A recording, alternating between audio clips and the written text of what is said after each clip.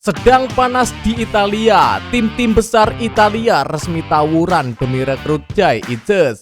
Frustasi ditolak mantan, gelandang timnas Tom Haye lakukan cara haram. Diam-diam sudah login, dua calon pemain terbaik dunia dinaturalisasi jadi WNI. Simak informasi selengkapnya berikut ini.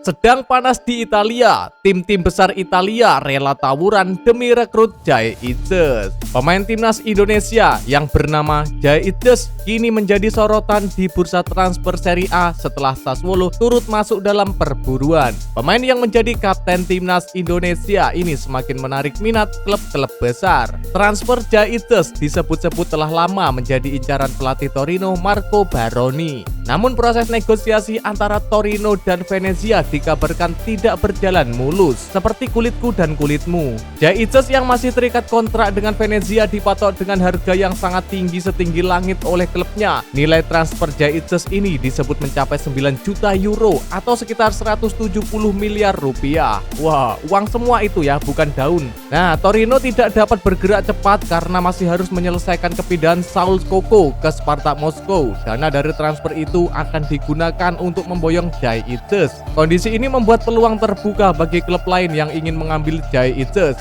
Sassuolo disebut memantau situasi tersebut dengan sangat cerdas cermat.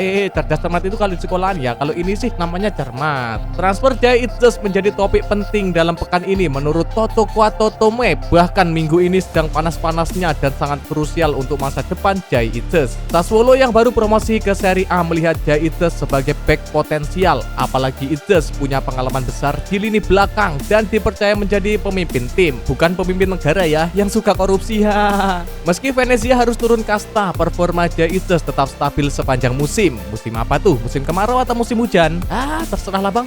Penampilan konsistennya membuat harga Jay Itzes tak mengalami penurunan signifikan. Torino masih berada di posisi terdepan seperti Yamaha untuk mengamankan jasa Jay Itzes. Namun ketertarikan Sassuolo bisa mengubah arah transfer kapan saja. Jay Itzes dinilai sebagai investasi penting bagi klub Serie A yang ingin memperkuat lini pertahanan. Bukan pertahanan militer ya. Kalau pertahanan militer itu harus ada nuklirnya kayak Iran. Bek berdarah Indonesia Belanda itu dinilai tangguh dan punya jiwa kepemimpinan. Seperti Pak RT tetangga saya. Jiwa kepemimpinannya itu sangat tinggi loh. Bahkan istrinya 2. Venezia sendiri diketahui tidak menutup pintu kepergian Jay Itzes pada musim panas ini. Klub tersebut siap melepas sang kapten jika mendapat tawaran yang sesuai. Jay Itzes menjadi andalan utama Venezia musim lalu dan performanya mengundang pujian. Bahkan Jay Itzes dipercaya menjabat posisi sebagai kapten tim di pertengahan musim lalu. Meski belum diumumkan secara resmi, angka transfer Jay Itzes diperkirakan berkisar antara 9 hingga 10 juta euro. Nilai ini belum termasuk klausul tambahan yang mungkin disepakati. Venezia menganggap Jay Itzes sebagai aset bernilai tinggi.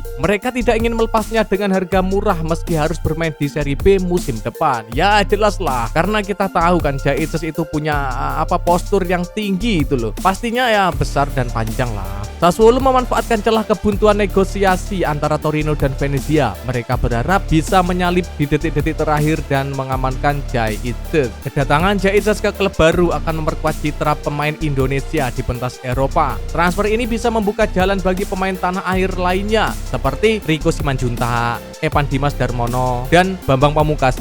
Sudah pensiun lah. Transfer Jay Itzes akan menjadi salah satu yang paling menarik di bursa musim panas ini. Kehadiran dua klub Serie A menjadikan saga ini semakin kompetitif tentunya. Venezia sadar bahwa Itzes memiliki harga jual yang tinggi berkat kontribusinya saat ini. Ia menjadi tulang punggung pertahanan dan pengatur permainan dari belakang. Sassuolo memiliki ambisi untuk tampil solid di Serie A musim depan. Kehadiran pemain seperti Jay Itzes dinilai penting untuk stabilitas lini belakang mereka. Ya diketahui Sassuolo ini kan salah satu tim yang memiliki pertahanan sangat rapuh di Serie A Italia tahun kemarin. Jadi wajarlah kalau incaran mereka adalah bek tertangguh saat ini yang kokohnya itu seperti tembok raksasa Cina, yaitu Jay Itzes. Bila berhasil direkrut, Jay Itzes akan menjadi tambahan penting bagi skuad Sassuolo, apalagi mereka membutuhkan pemain berpengalaman di level atas. Oke lanjut, Torino di sisi lain tetap fokus pada rencana awal mendatangkan Jay Itzes, tapi keberhasilan mereka sangat tergantung pada transfer transfer Saul Koko ke Rusia. Jai Eaches tetap menjadi target utama Torino dalam memperkuat pertahanan.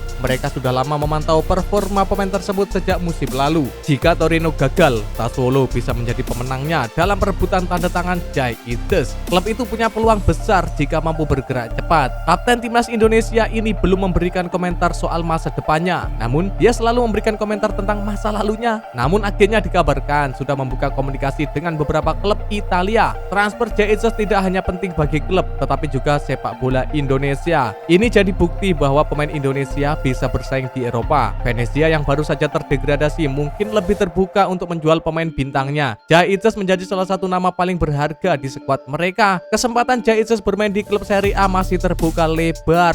Kayak jidat kamu dan jidatku ini. Pilihan antara Torino dan Sassuolo akan menjadi penentu masa depan di karirnya. Saga transfer ini juga menarik karena persaingan antara dua klub Italia. Keduanya punya ambisi tinggi dan siap menguncurkan dana demi Jai Eaches. Jika transfer terjadi dalam waktu dekat, Jai Eaches akan mulai lembaran baru dalam karirnya. Pengalaman bermain di Serie A akan sangat berharga baginya. Para penggemar sepak bola Indonesia pun turut menanti kabar resmi tentang kepindahan Jai Eaches. Mereka berharap sang kapten bisa berkembang lebih jauh di Italia.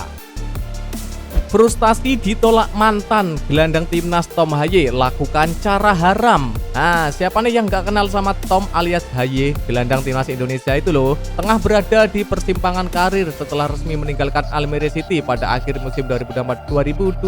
Sebagai satu-satunya pemain Garuda tanpa klub di bursa transfer musim panas 2025, nasib Tom Haye menjadi sorotan besar dunia. Dengan status bebas transfer atau free transfer, akankah bintang berusia 30 tahun ini segera menemukan pelabuhan baru di Eredivisie atau justru melangkah ke liga lainnya? Setelah 3 musim membela Almere City, Haye memilih tidak memperpanjang kontraknya menyusul degradasi klub ke Keuken Champion di divisi. Meski memiliki statistik yang sangat mentereng, yakni menjadi gelandang kunci dengan 8 gol dan 12 assist dalam 32 laga Eredivisie 2004-2005, Haye menolak bertahan di kasta kedua. Nggak level lah, mending main di Liga 1 Indonesia aja, kasta tertinggi Liga Asia saat ini. Tom Haye yang memiliki 14 caps bersama timnas Garuda dikaitkan dengan beberapa klub Eredivisie. NAC Breda, klub yang pernah dibelanya, sempat disebut sebagai destinasi potensial. Namun pelatih Karls Hofkens lebih memilih Mats Rits dari Anderlecht. Dikutip dari Football International, transfer Rits bukanlah perkara mudah. Gaji besar Rits di Anderlecht menjadi hambatan utama bagi NAC yang harus bermain sulap-sulapan untuk mendanai kepindahannya. Bin Salah bin Abracadabra, Menurut laporan media Belanda itu, NAC sebenarnya memiliki opsi lain. Opsi lain itu adalah membawa pulang Tom Haye. Namun hal itu kabarnya pupus di tengah jalan. Kayak hubunganmu dengan mantanmu itu loh. Meski Haye lebih terjangkau dan sempat dikaitkan dengan klub, Hopkins tetap memilih Rits dan sebagian manajemen NAC menolak reuni dengan gelandang timnas Indonesia tersebut. Aduh, kasihan banget nih Haye. Pengalamannya di Piala Asia 2023 dan kemenangan 2-0 atas Arab Saudi di kualifikasi Piala Dunia 2026 menambah daya tariknya. Namun usianya yang kini menginjak kepala 3 dan riwayat cedera ringan di musim lalu menjadi pertimbangan klub. Bursa transfer Eredivisie yang masih terbuka hingga 1 September 2025 memberi Haye waktu untuk menentukan langkah.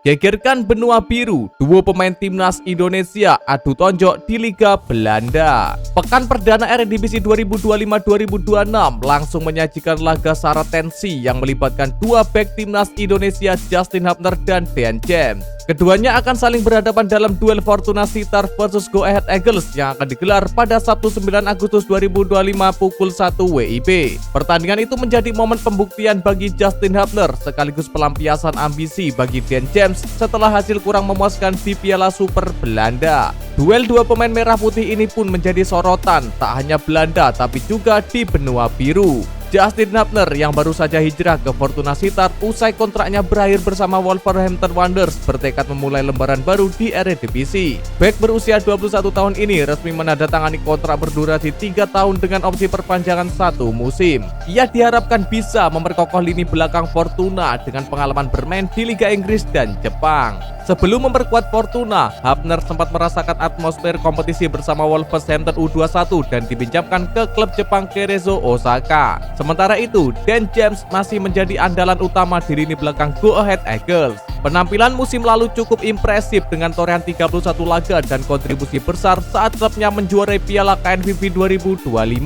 Bahkan, James turun sebagai starter dalam laga Piala Super Belanda 2025 kontra PSV Eindhoven, di mana ia menyumbang 1 assist untuk gol pembuka timnya. Sayangnya, Go Ahead Eagles gagal mempertahankan keunggulan dan kalah tipis 1-2 dari PSV meski sempat unggul lewat gol mati Surai. Laga kontra Fortuna menjadi ajang pelampiasan Dan James untuk bangkit sekaligus mempertahankan statusnya sebagai bek kiri terbaik Indonesia saat ini. Di sisi lain, Justin Hubner akan mencoba menunjukkan bahwa kepindahannya ke Fortuna bukan sekedar comeback biasa. Pertemuan dua pilar timnas Indonesia ini jelas menarik dinantikan. Tak hanya adu taktik antar tim, tapi juga pertarungan personal dua bek masa depan merah putih yang kini berkarir di Liga Top Eropa. Siapa yang lebih dominan di laga ini? Akankah pengalaman Dan James menjadi pembeda? Atau justru semangat baru Justin Hubner yang mencuri perhatian? Wajib dinantikan duel menarik ini di akhir pekan nanti. Breaking news, belasan nama besar calon pemain naturalisasi timnas di ACC. Ketua Umum PSSI Erick Thohir menemui Menteri Hukum Supratman Andi Agas untuk membahas berbagai hal. Salah satunya adalah meminta dukungan untuk kembali melakukan naturalisasi pemain. Dalam unggahan Instagram, Erick Thohir disebutkan dirinya ingin menaturalisasi pemain lagi. Hanya saja siapa dan berapa yang ingin diproses tidak disebutkan. Selanjutnya, PSSI sudah membeberkan tengah memproses 4 pemain yang sudah diketahui identitasnya. Mereka adalah Mauro Zilstra untuk timnas Indonesia. Kemudian sisanya yaitu Isabel Kop, Isabel Notet, serta Pauline van de Poel buat timnas Indonesia Putri. Bukan cuma keempat pemain tersebut, Erick sempat membocorkan ingin memproses 2 pemain lagi. Hanya saja identitasnya masih tersembunyi. Khusus 2 pemain ini namanya disiapkan untuk timnas Indonesia yang akan berlaga dalam lanjutan kualifikasi Piala Dunia 2026 zona Asia ronde keempat pada Oktober 2025. Selain mendiskusikan tentang naturalisasi pemain, Erick Thohir juga melaporkan pembaruan statuta PSSI. Ini berkaitan dengan pengelolaan Liga 3 dan Liga 4 di level kabupaten dan kota. Starting timnas super ganas, striker House Goal siap debut timnas lawan Arab Saudi. Perjuangan timnas Indonesia di putaran keempat kualifikasi Piala Dunia 2026 zona Asia akan segera dimulai. Dengan laga perdana melawan Arab Saudi di King Abdullah Sport City Stadium Jeddah pada 9 Oktober 2025.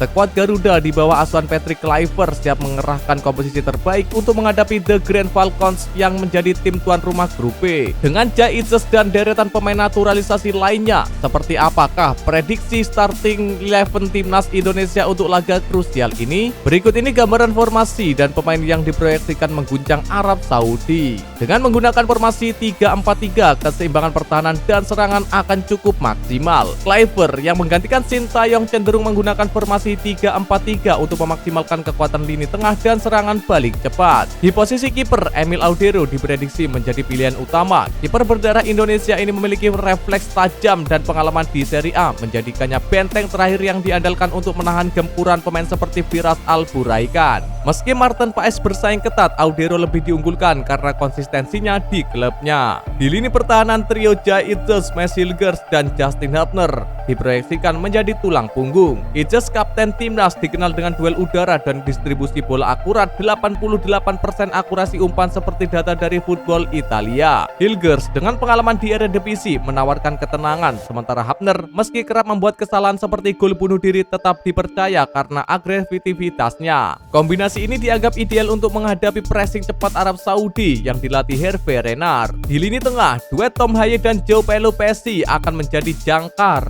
Haye dengan visi passingnya akan mengatur tempo permainan, sementara Pelupessy menawarkan stamina dan tackle keras untuk memutus aliran bola lawan. Di sisi sayap kiri ada Kevin Diggs, sementara di sisi kiri ada Kelvin Verdong yang akan memberikan lebar serangan yang akan memaksimalkan duo sayapnya. Diggs dengan overlap agresif dan Verdong dengan umpan silang akurat akan menjadi kunci transisi cepat Garuda. Di lini serang, Miliano Jonathans diproyeksikan menjadi winger kanan, membawa kecepatan dan dribble untuk mengacaukan pertahanan Arab Saudi. Ragnar Oratmangun yang mencetak gol dalam hasil imbang 1-1 melawan Arab Saudi pada September 2024 akan mengisi sisi kiri. Untuk posisi ujung tombak, Mauro Zylstra diunggulkan menggantikan oleh Romani yang diragukan tampil karena cedera. Zylstra dengan naluri golnya diharapkan menjadi penyelesaian akhir yang tajam. Meski Indonesia tampil sebagai underdog, kemenangan 2-0 atas Arab Saudi di GBK pada November 2024 menunjukkan potensi Garuda. Dengan starting 11 ini, Indonesia memiliki keseimbangan antara soliditas bertahan dan kreativitas menyerang. Akankah Ijes dan kawan-kawan mengulang kejutan di Jeddah? Silahkan kalian tulis di kolom komentar.